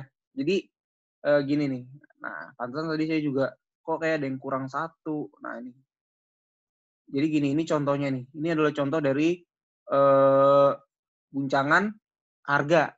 Jadi guncangan harga atau price shock itu adalah guncangan penawaran ya. Jadi guncangan penawaran atau guncangan harga. Jadi contohnya gini, misal ada guncangan minyak nih pada tahun 1970. Ya, jadi tahun 1970 itu si OPEC melakukan pengurangan supply minyak kan. Ini kan udah kita bahas nih tadi nih, coba kita bahas lagi ya. Jadi tahun 1970 si OPEC itu melakukan pengurangan supply minyak.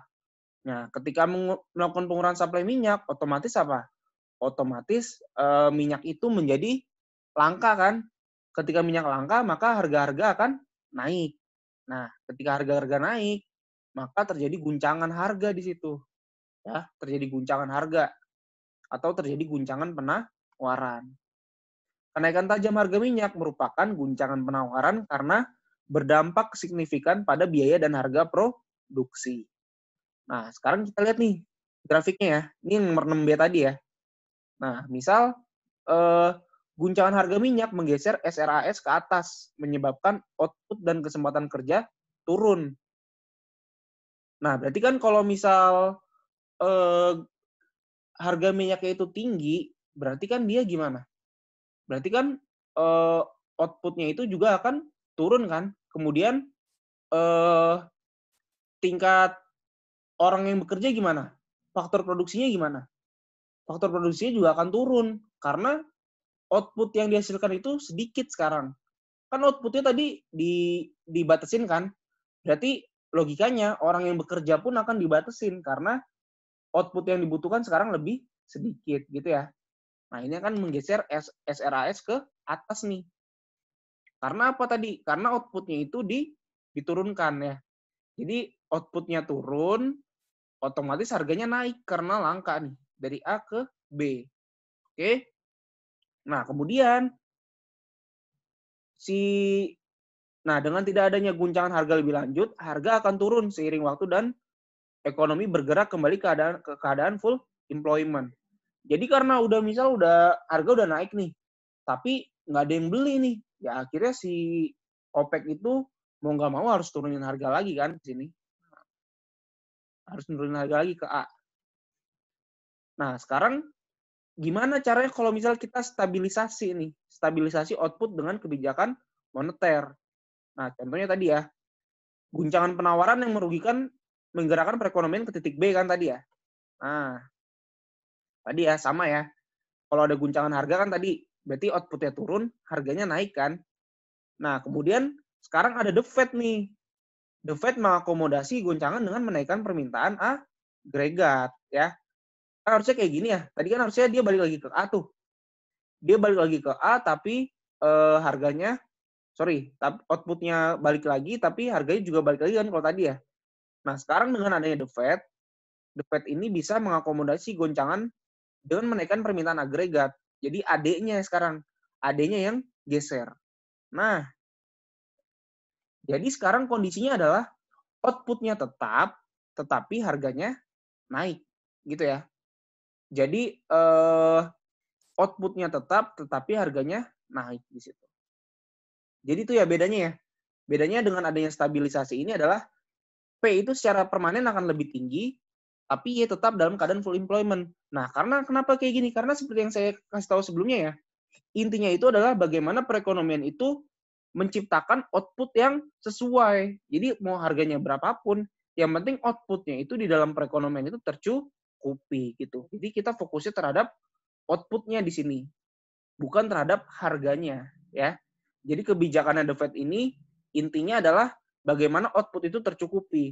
Lah, sekarang kalau misal yang B ini, kalau misal tadi kebijakan yang sebelumnya, dari A ke B, ini tuh B itu belum tentu turun ke A nih. Ini kan yang namanya model ekonomi kan berarti dimisalkan ya. Misal nggak ada yang beli minyak, ya berarti kan si OPEC akan nurunin harga lagi. Tapi dalam kenyataannya minyak pasti akan selalu dibeli nih. Sehingga harga itu akan tetap berada di atas equilibrium dan outputnya itu akan di bawah rata-rata. Ya. Makanya kondisi dari BKA itu sebenarnya kalau dalam keadaan nyata tidak akan terjadi ya. Makanya di situ ada The Fed. The Fed di situ melakukan yang namanya kebijakan moneter sehingga nanti harganya itu nggak apa-apa tetap naik, tetapi apa? Tetapi outputnya itu akan sama. Jadi di titik C ya, gitu ya. Jadi intinya adalah pemerintah itu fokus terhadap output agar output yang di masyarakat itu terpenuhi. Jadi pemerintah tuh nggak peduli harganya berapa, yang penting outputnya itu di dalam masyarakat akan terpenuhi. Jadi kayak gitu ya. Oke? Itu ya tadi ya jawabannya kurang lengkap ya. Nanti saya lengkapin buat di-share. Gimana? Ada pertanyaan lagi nggak?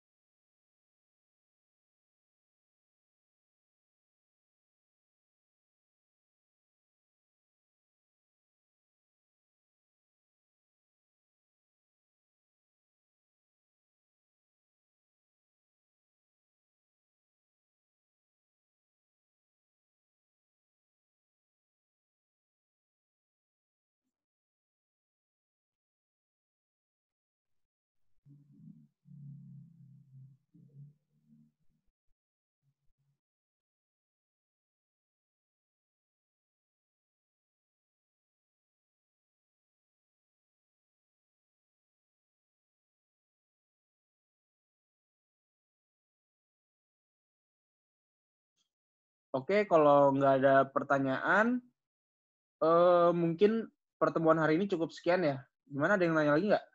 Oh, ada yang nanya lagi nih. Sorry.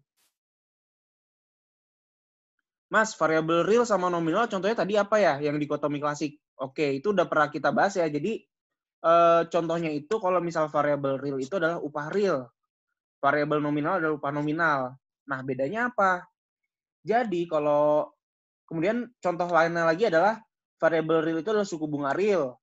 Kalau variabel nominal suku bunga nominal. Bedanya apa? Jadi gini, kalau misal upah real sama upah nominal, bedanya adalah kalau upah nominal itu adalah upah secara keseluruhan kan. Jadi kalau misalnya kalian kerja, kalian dapat gaji 10 juta. Nah, itu adalah upah nominalnya. Tapi kalau di dalam pekerjaan kalian, kalian digaji 10 juta, ternyata kalian untuk menghasilkan untuk membuat 5 motor.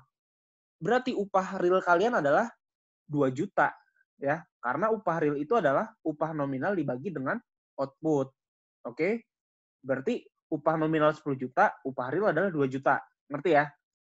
Sekarang yang lain contohnya apa? Contohnya adalah tingkat bunga nominal sama tingkat bunga real. Kan kalian tahu kalau misal rumusnya itu efek Fisher kan? Tingkat bunga nominal sama dengan tingkat bunga real ditambah inflasi kan? Ya. Berarti logikanya gimana?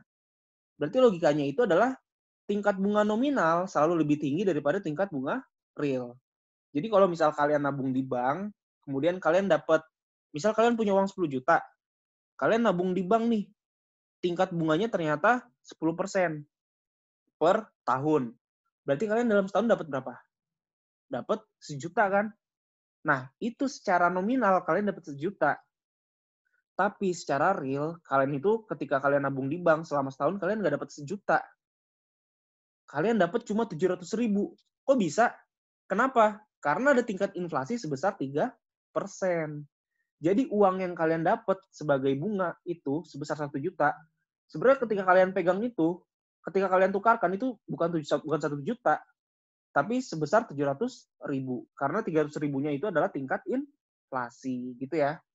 Jadi 1 jutanya itu yang kalian dapat adalah tingkat bunga nominal, tapi secara realnya kalian itu hanya mendapat 700.000. Karena 300 ribunya itu adalah pengurang dari uang kalian yang semakin tidak berharga karena kalian simpan di bank, gitu ya.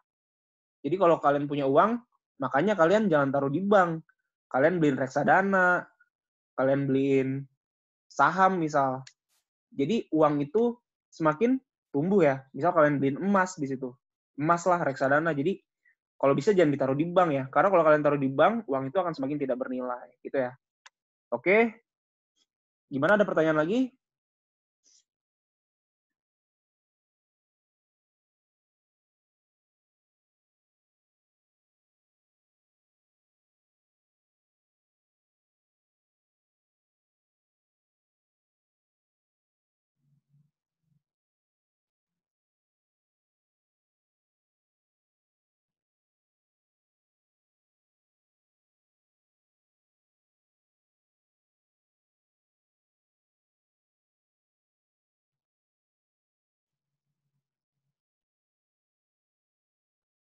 Oke, kalau nggak ada pertanyaan, mungkin pertemuan hari ini cukup sekian ya.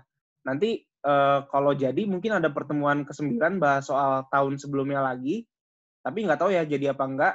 Jadi nanti mungkin diinfoin saja sama PJ-nya ya. Oke, kalau gitu kurang lebihnya mohon maaf untuk hari ini. Pertemuan hari ini cukup sekian. Wassalamualaikum warahmatullahi wabarakatuh.